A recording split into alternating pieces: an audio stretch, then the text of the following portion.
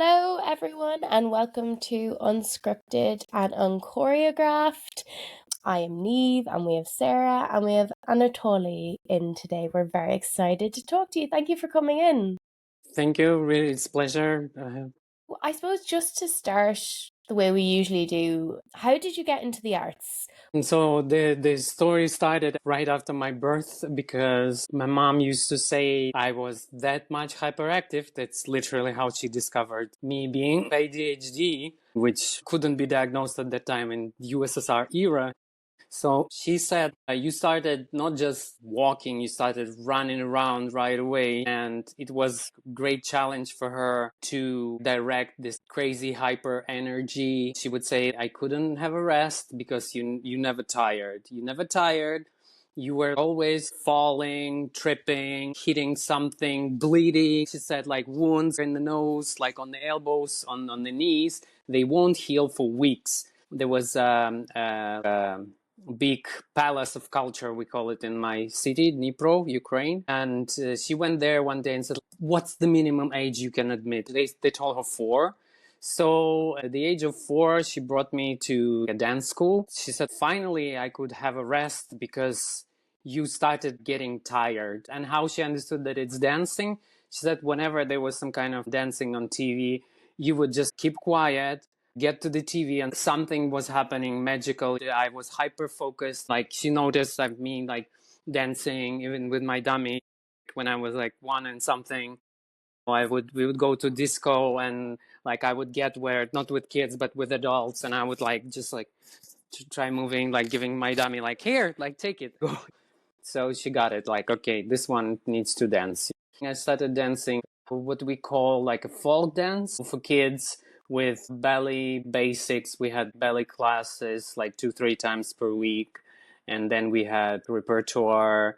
It was direct to folk dance, different kinds of Ukrainian dance and other types, any kind of performance for kids. Big stage in that palace, like over hundreds of students there. That was my mom's saving moment. She's like, finally, yes, we got it. That is brilliant. So was your mum quite supportive of you becoming a dancer when you decided, right, I'm going to do this and I'm going to be in the arts? No, she wasn't worried. At first, when I was small, they would bring me there. It was, again, close to our house, just at like one stop, like down the road. And, I always enjoyed it. There was a moment when I was teen when I said, like, maybe it's not like exactly what I'm looking for. Folk dance, it's a kind of like, traditional, and like I want to do some modern.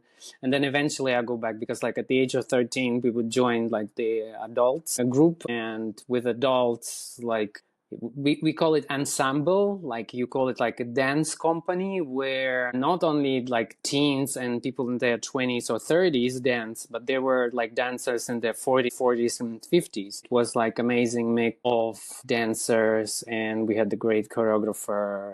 I mean, my mom, not always, like later on, she would say like, you dancing, you're going to that country, you're going to that festival. Do they pay you? I'm like, no, it's me. I'm investing in myself. Well, maybe you should do something else. Like, yeah, when I was in, I would say, early 30s. So, yeah, she had that doubt. But when she saw me, she's like, okay, just let him dance. So you were in your dance school and then the ensemble, and did you then decide to go to a dance college? Not really. I all of a sudden like decided we had this like chance of having like double specialities, like 2 specialities. So I've chosen like psychology and English language. But then as soon as I finished, I said like, oh, I want to dance. Like at that moment for getting to, like a dance college, it was too late because I was like 22 or 23. They didn't admit at that age at the college, and then university. It was harsh. Like I had to like be working, and it was pricey. So I decided just focus on whatever it's in my city. I started learning jazz, like Broadway jazz, modern jazz, and then in 2008 I finally made it to contemporary. At that moment, the only actual school and theater of contemporary dance. It's called POTOKI. And I came there. I said, like, I want to dance in your company. And she's like, oh, you probably saw our performances. I'm like, nope. You probably been following us on social media. I'm like, nah. And then I just like, okay, I have this kind of feeling that it's a great opportunity and you're a great company. So she's like, okay, let's see. Like, and then she gave me like a trial a few months. And then, yeah, I joined the company in 2008. It was in Ukraine, in my city, Dnipro. Amazing. Is dance very important in Ukrainian culture? Yeah, it is. It was like folk dance wasn't really popular and it was greatly affected by USSR era, by the communist era. So like now there's like a sort of kind of argue in like a dispute, I would say, in Ukraine with the people actually not really like involved in arts, like arguing, okay, this color of the costume, it should be changed because our ancestors, they didn't wear them. Or like, wow, why fake flowers women wearing on the head? I heard these people saying like, that's ridiculous. Have you ever been to any? Have you ever thought of it that people were just doing it for free and for fun? We didn't earn any kind of money, and we were performing like, you know, in the theater like once or twice, you know, in a quarter, quite often. So people just didn't get it. Now it's getting a little bit more. It's getting a little bit different vibe. Contemporary, like people still getting like acquainted and getting used to. They don't know what it is. They don't know what kind of performances are, what is modern art, but we're slowly but surely getting there with the help of literally just artists who are enthusiasts, like organizing the festivals, like visual arts, like exhibitions, like master classes. So even before the war, and there wasn't many supports for artists. Yeah, I'd say so. In Ukraine, like Ministry of Culture, they wouldn't invest much. There weren't any kind of budgeting for contemporary specifically. Most of the festivals were organized by people themselves, like by the dancers, the choreographers, or like dance companies. They would invite teachers and they would make classes. They would perform. Dozens of performances were done for free or for like super cheap. So it was like volunteering. In Ukraine, it's literal volunteering. And like we would get together and say like, okay, let's do something because we want to dance. Okay, where's the cheapest stage? What's our budget? So it's actually made by ourselves. Sometimes, yeah, in recent years, I would say starting from 2016 and then before big invasion up to 2022, there was collaborations between the embassies of different countries like Sweden, Germany, Austria. They would collaborate with the Ukrainian artists. They would bring their dance companies, and I can't say it was like highly promoted, but at least there were big stages, there were master classes, performances, workshops, labs, a lot of interesting stuff. But most of the things were made by the artists themselves with their budgeting, like how many people we can invite, what's the price of the stage, okay, like for the lights, for this, like what's the budget. But then like it's so like energy draining that a lot of artists, like for example my great friend Tamara Maximenko, she was one of the like fewer people who were organizing the festivals like every year in Ukraine and promoting like contact improvisation, contemporary dance. She ended up like residing in Austria and Tyrol, and because like in Austria, it's a little bit more sponsored, more supported than in Ukraine. In Ukraine, it was all on us. So in most of cases, it would end up just like us dancing for free or for like small amount of money, which we would like, let's go to a pub like after that, you know, that's it. And so it's things like that. That's really hard. Yeah. But I suppose looking at a good side, I mean, you know how to run a festival and organize, which is excellent. That's very interesting about the embassies like Sweden, Austria. And so then when did you come to Ireland? Did you go to any other countries before then?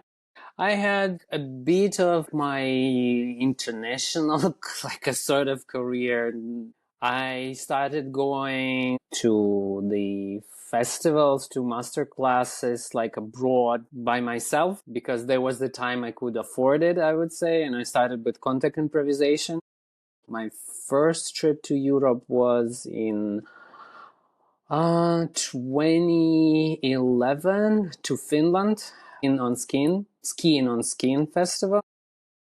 I was then the following year, I was there, I think, 2010, 2011. I was in Ibiza in Spain, Contact Festival. I also took taking part a little bit like commercial because I was dancing other style. In Ukraine, you have to be multifunctional, any kind of street styles, hip hop choreography, like house dance, dance hall, Vogue whacking. And I worked in Dubai TV in Lebanon.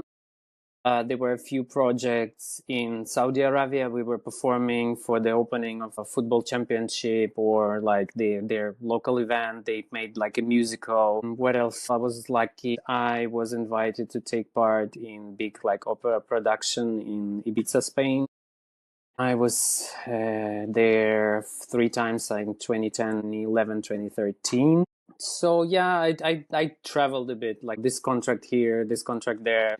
I would go myself. I did like my lab in 2011 in Italy, Milano region. And it's also like my friend who I met in the festival said, I live in a village. Like, why don't we make like some kind of project for our locals? And I remember us like improvising, dancing, contact improvisation in Milan itself, giving the flyers. I remember old lady coming to me, imagine like super polished, stylish Italian granny. She's like quite old with the stick, but like makeup, hair done, nails done. Oh my gosh. I'm giving her a flyer, like, and she's like pointing finger, like Berlusconi, you know. We were laughing so hard.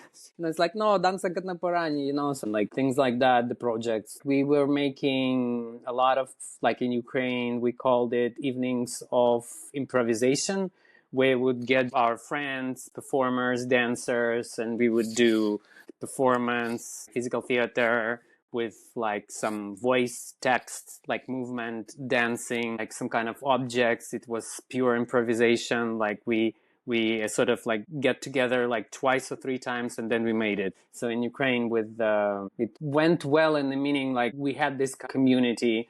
Then when we wanted to make a video or make a lab or make a small performance, we would do it in a really short time with very limited resources, usually zero. When the big invasion started, I was in Ukraine and it was like a great shock. I'd say I wasn't performing much lately in Ukraine because like I'm kind of like was focused on my like career in other professions. Yeah, it was shocking, like devastating. Living a year there, like all the people still there living in this paradox, this kind of like a Russian roulette. You never know where your life is gonna end. So and then I had the opportunity because of my mom. She's partly disabled and we were able to leave the country legally, and I found myself in Ireland. Then I applied for residency. I had like a year residency, like a refugee residency. I'm not sure how it's called. I was doing some classes, getting back to dancing. It was hard because like I had my regular job here in Dublin. And like I lived outside of Dublin, and then I did night shifts, and then in the morning I went for classes. So also my physical capacity was limited, but still, I made a few projects. Great getting back to dancing. Your work ethic is incredible. Thanks. Yeah, working, doing night shifts, trying to get your dance career in Ireland started and moving away from your home country and all that going on. How did you get through that? Well, I'm still getting through that every day because I discovered that my brain matured and my hyperactivity at certain moment was like gone. Because in Ukraine, when I was teaching a lot in the dance schools for kids, for teens, maybe 10 or 12 years. I had 5 classes, sometimes 6 per day. different groups, like working in 3-4 schools at the same time. Okay, jazz in here, I teach ballet there, I teach contemporary here, so I'm moving around the city. No car, just on public transport. It was hard, and then here, like, I discovered it's gone. I don't have this energy, like, oh, I want to go to dancing. I just understood I still want to try it because it's a good opportunity.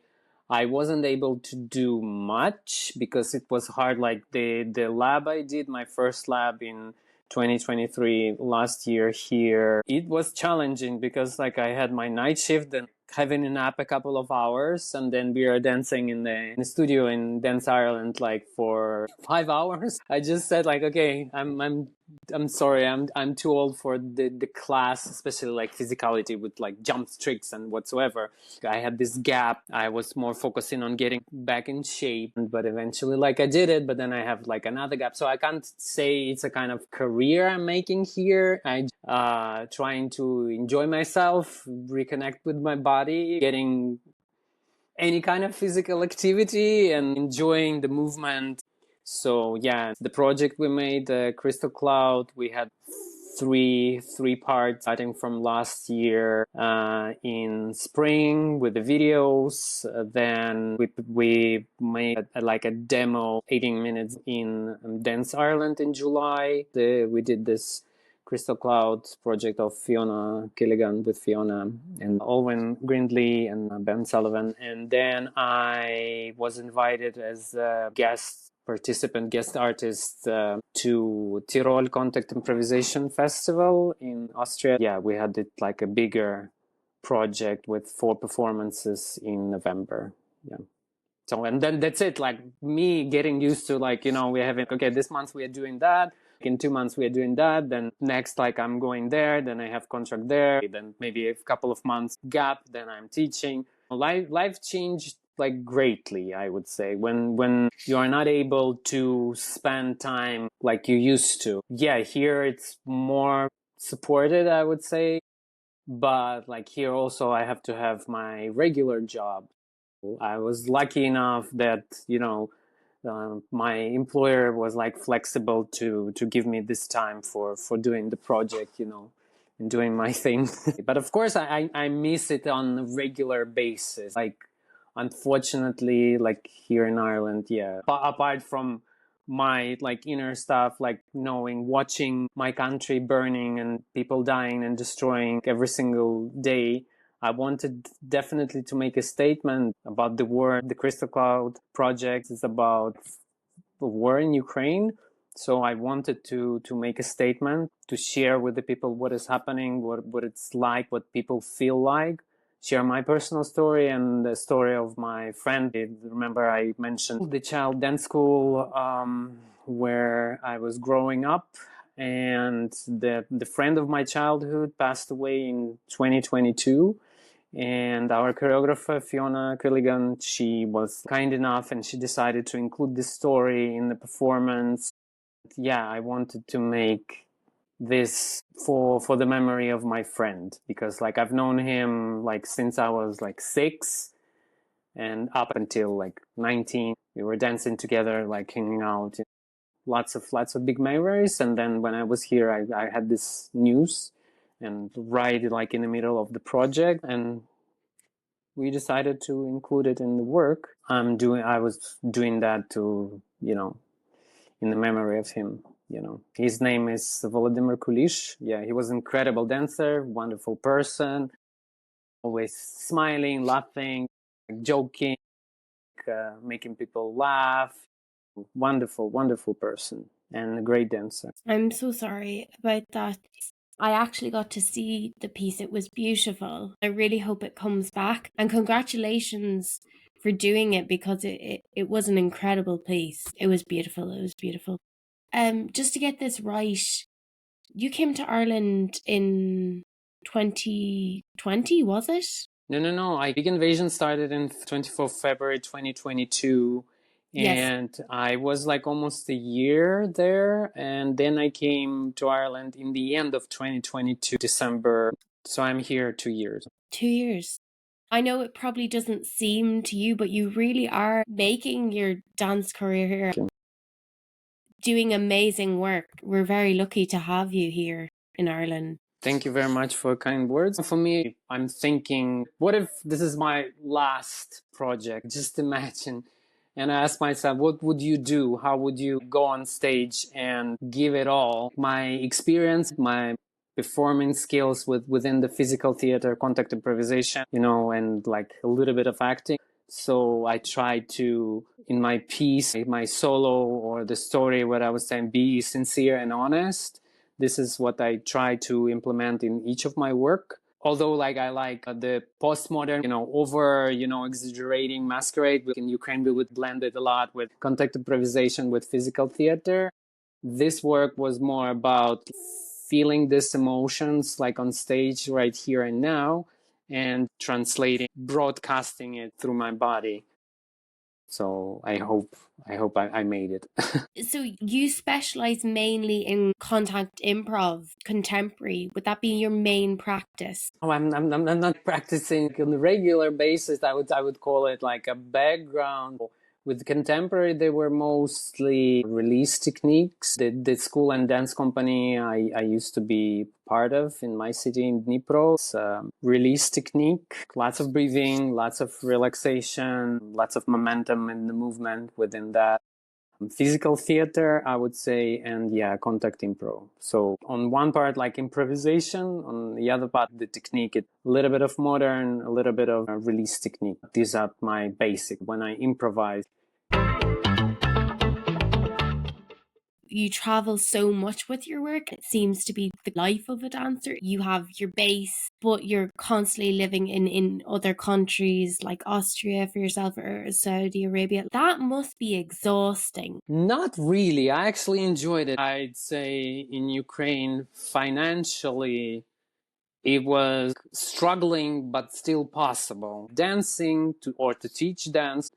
I used to teach English or do any kind of other work and still be dance. So I'm happy that I had 10 years of freelance. I can do whatever I want, except for when I was teaching schools. They would say like, oh, we had a concert. I need you to be here. So it didn't happen often, but it happened a couple of times a year and I could afford it. It was like such an adventure. Definitely I enjoyed it because it used to be you have to apply for a visa every single time. I just enjoyed this kind of moments twice, 3 times a year. Like in Lebanon, in Dubai TV, we spent 2 months together with the French choreographer and dancers from Paris. It was broadcasting live with Arabic showbiz singers, which we never knew who are they, except for like a few of them, having like spending 6 days a week, in the dance studio. Yeah, it was great. I remember like I would give my all to have this life back and be flexible, be free again, instead of having like a regular work where like I would have to work with the computer, or like here I worked as a social care worker with teenagers. I've been working with teens for 15 years. Did you like working with young people? For me, it's like this. With the smaller ones, like say like 10 and below, it's more challenging and demanding. Of course, you are having like a backup, there are like two, like you have your assistant or there are two teachers, but it's more exhausting. It's more energy. You have to structure your class and be flexible. With teens, it's a kind of negotiable, different challenge of more understanding how they feel at that moment, what's happening in their life, how they feel physically, astrologically, what is happening. I definitely enjoyed working with teens, which I had most of my, teaching career. And then with adults, they were, we had our Ukrainian, so you think you can dance, and like just all of a sudden contemporary, like in other styles, they were so popular. There was like a dance boom when So You Think You Can Dance Ukraine started. People who were usually not really dancing, and they changed their mind, they changed their style according to what is popular, because like in Ukraine, it was, okay, contemporary. Everybody's like, contemporary. And then like, I don't know, dance hall, everybody's like, oh my gosh, dance hall. And when it's like coming, and then teachers coming, and then master classes coming. But definitely here I notice, I don't know, maybe I'm wrong, I beg your pardon, but dancing wise for kids and for teens in Ukraine, there's like more opportunities, like different things you can bring your child participating like for free or for super cheap, up to like a dance school with regular performing. They have a few options, like different kind of styles. Okay, this is like the studio teacher, it's like a hip hop school. Okay, this one is like more Broadway. This one is more contemporary. You know, it wasn't like on a professional level, like meaning it's like actual school with the certificates, although our school, which we did, you know, it was actual school. So POTOKI, Dnipro, Elena Budnitskaia is the amazing, my teacher, choreographer, mentor. She taught me a lot as a dancer, as a teacher. Like kids would come, they have their regular class, especially teens. They come after the classes to dance school, starting classes from 4 p.m. till 7 till 8 p.m., having 2-3 classes, 3-4 times per week, ending on Saturday, coming in the morning and having 4 classes. So with the repertoire, with everything, with the concerts every 6 months on the big stage, because it's available. You can bring your child whatever sports, dancing, and like it's not financially demanding, I would say. It's affordable. So like if you want to dance, you can dance. You can usually the kids start dancing quite early, and not all of them end up being dancers. A lot of them for fun. And like if you don't have anything to do, if you need like your children are sitting like or like hyperactive like me, okay, you have plenty of options. So it's in your neighborhood, like you can find at least like 5-6 options. That is amazing. Yeah. You're absolutely right. Like, especially financially, like it's so expensive here. When I was younger, trying to get into the youth theatre, I had to drive 40 minutes or something, which doesn't seem a lot now. That is fantastic. And the different styles as well. Especially in teenage age, it happens with me. Oh, this is kind of boring. Oh, I want to do something else. So they changed. This person started as like a ballroom dancer, and then she or he went to jazz, or what used to be folk like me, and then started contemporary. So you think you can dance, like you need to be universal. We have classes, and people would just go. There was golden era when we had So You Think You Can Dance Ukraine. It was just regular people interested in dance, apart from kids. But on the other side, if your dance school going somewhere abroad, you need to buy the costumes, like the parents have to pay for the costumes or for the trip, or to go to another city to perform, but it's available. It costs some money, but like, okay, if you don't have money, you can find like a dance like classes just in your school, or you know, a few blocks away, as well as like other sports all like available, starting from figure skating, swimming, gymnastics, lots of stuff. Any kind of sport, it's within the city, and my city is pretty much like 1.3 million people, so it's super available. So it's like that also, I'm just thinking, would make dancers so versatile, like in their training. I would say again, So You Think You Can Dance Ukraine like promoted like literally everyone. The people in their 50s, 60s, like 70s, the grannies, they were watching it with the families. It was unique. And then the classes started happening in the TV show. Instead of like contemporary, they would call it contempt. So people say contempt. I want to dance contempt. They want to know what it is. Like you can have like adults who were never dancing like at all in their life, but they come to you saying, we want to dance contempt. Usually, and So You Think You Can Dance, yeah, it was like lyrical jazz, like modern, not much of a release. But when they started, also they have like a great budget. So they were choreographers coming from States, from UK, from like Europe. So, and then they selected really great and versatile dancers. The people were like, what is that? Like, I want to do that. You know, contemporary became like so popular when I was teaching kids.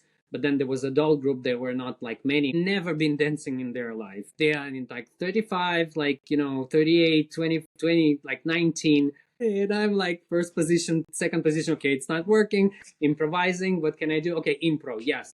An improv structure within the body to get acquainted with the body, because I also did, it's called like body-oriented psychotherapy and breath techniques. I also did 1 year dance therapy, and then on the festivals, of course, plenty of solo improvisation mostly. So I like giving to my students. I would start like a warm-up with improv, with the structure solo, involving their imagination, tuning to their body. Your head is like a circle, like a container. Imagine like the lungs is another container. We draw like two circles, how they're shifting. Or imagine your tailbone is the brush. Like imagine the color. Now your task is to draw the space, to fill it with the color. And the kids loved it. In our school it was like obligatory. Once a week minimum they have contact improv. There has to be improvisation in technical class. When they graduate regular school, they usually graduate our school as well. They have their own certificate, and I would say that we made them equal. When you see the group, and I remember my teacher saying, we have in this group, we have actresses and we have dancers. She's like, no, no, no, no, no, no. Like, between us teachers we were discussing. She's like, no, no, no, no, no, you don't divide them. And she said, like, never. One of the precious advice again, she's like, never divide them. Never say like, okay, this one is not gonna make a dancing career, because you would never know. Maybe when they're starting a little bit reserved and uncoordinated, standing in the third, fourth, fifth line, and then all of a sudden when they were teens, like they have their click and they start like, wow. And it was actually happening. She said like, no, no, no, you have to make them on the same level, pick the kind of choreography, make your approach, praise all the time. Like when I finished the class, she's like, did you praise them? I'm like, no, you have to praise them. It doesn't matter what they did, you have to praise them, you have to give them time to breathe. We had like a really good, like a special approach in our school, which I tried to implement in other schools. But still, like, we had this boom starting from 2008 up until 2014, these 6 years. Contemporary classes for amateurs, availability, like teachers coming from abroad, people who were never dancing. It's everywhere. In every dance studio in the city, like, they had to be contemporary, which they call contemp. So it was a must, because people would come for their kids, for their like teenagers. It was like a golden era for Ukrainian like contemporary dance, and not only in other styles, because people never saw what it is. And then they see like, okay, house dance. It's like, oh wow, I have to do a house dance. Or like, wow, this is dance hall. Oh my gosh, dance hall. It was popularized with the help of that TV show, because the basics, like lots of availability for kids, for teens, lots of option. If they don't like this style, they can go and dance something else.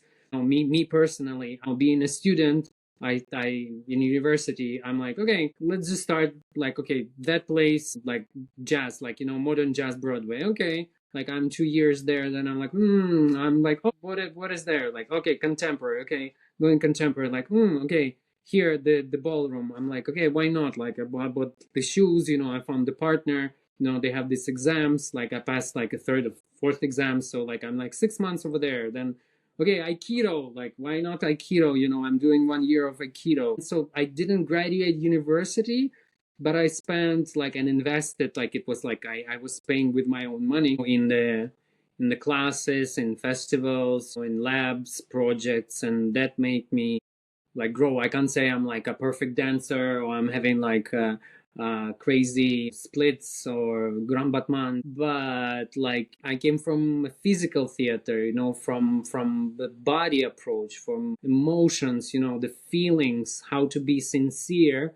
How can I like go on stage, and if it is despair, and although now in my life like I'm feeling happier, how can I feel it and translate it for the audience, how much I'm sincere? Am I not actually making it up, showing that? And it's with every kind of emotions. And I'm glad that I have this kind of training as well, which is like classy acting, but still implementing in my works, which definitely makes the work so alive and so sincere. Doesn't matter which style, whether it's modern or it's contemporary. For me, than seeing like lots of performances, and with social media you can see whatever you want. For me, I'm like, when you're getting on stage and you don't feel anything, you're like empty.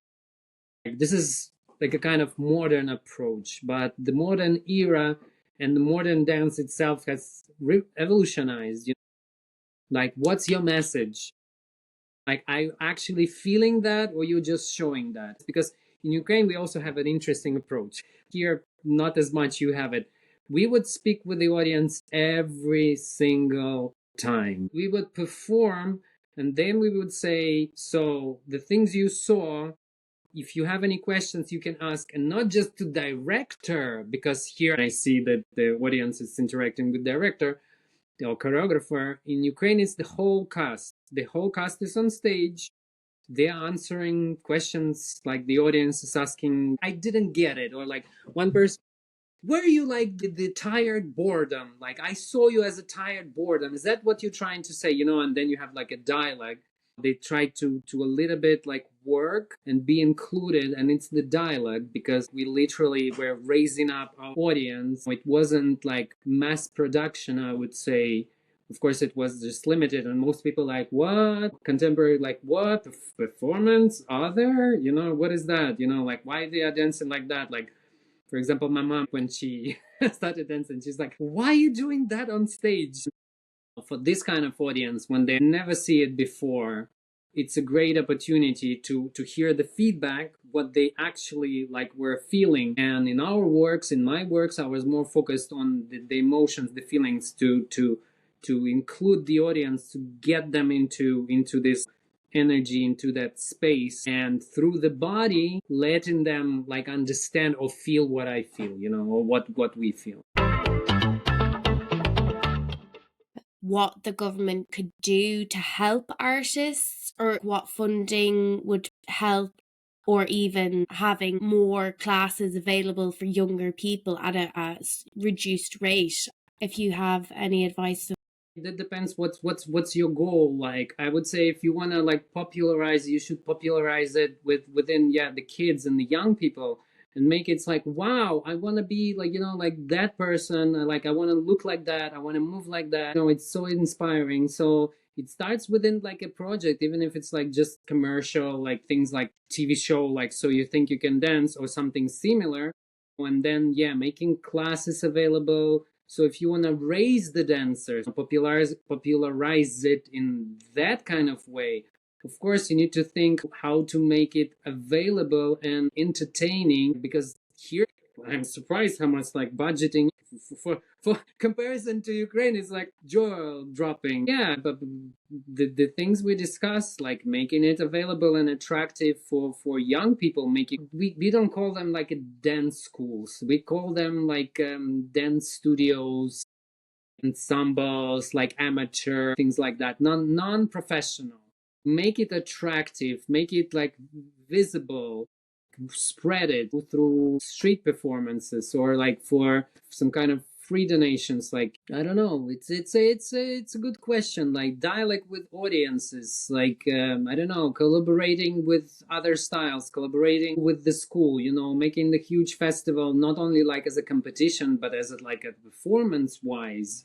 Like, but young people, it's everything. It is everything. If you want to contribute and raise them. And with the regular people, yes, if you have any kind of like a TV show which involves like lots of like dancers and performances, and it's weekly, it's performances, like like YouTube or whatever on national TV, and then you have it available. So I see it on TV. I want to dance like that, like I want to have this body like that, or I want to move like that. I mean, in Ukraine, it happened like with the minimum. I can't say it's like so widespread, but it used to be within that TV show. I would say that TV show contributed specifically for first-hand contemporary, yes, but then all other styles, it was booming. And as for other styles, just like hip hop, like we had like 3 or 4 just hip hop schools, when you have like classes, when they have different styles. So I would say like both ways. Start with younger generation, younger people, like make it available, and then make it transparent. Not just like, okay, we're having this festival and I'm gonna perform it only once. I'm not gonna put it on YouTube, so it's like just for special amount of people. Okay, this is like a dance movie festival. If you didn't go there, it's your problem. And then like What's the point? Make it available for everyone. Like download it. Like, oh, people were stealing. Like everybody is like stealing. There's no such a kind of thing as like, like they stole my 3/8. Oh my gosh, I'm gonna sue them. Of course not. You can't, like, what's the word for it? You can't personalize, like, I don't know, grunge and say like, oh, I invented grunge.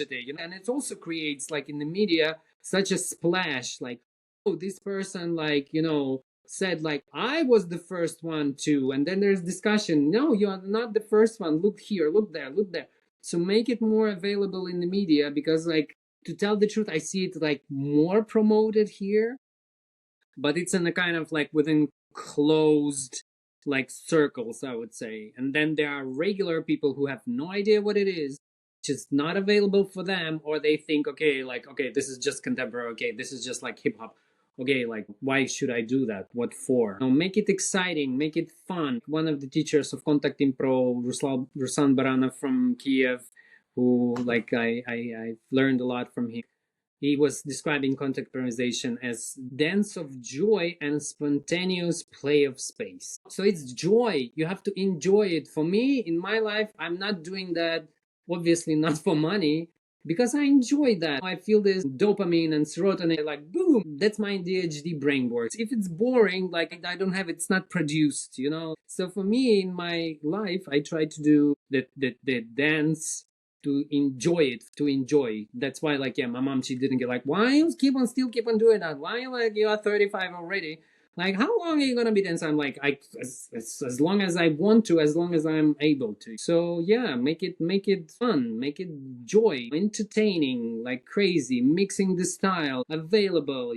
Not just like, okay, we're having festival here, we're not gonna post it like after that, like, because, like, okay, I put the piece of my performance, somebody is gonna steal it. Of course, somebody will, but it's great. It's gonna be discussion or like scandal. Then some blogger can analyze it, say like, okay, this is the same. Like within the music, why would you limit it and close it within like a certain group of people? Like just open it up, like make it available, spread it, share it, let them steal it, let them have it, whatever. Who cares? Just enjoy, live your life. Thank you so much. Absolute pleasure talking to you. Thank you for having me.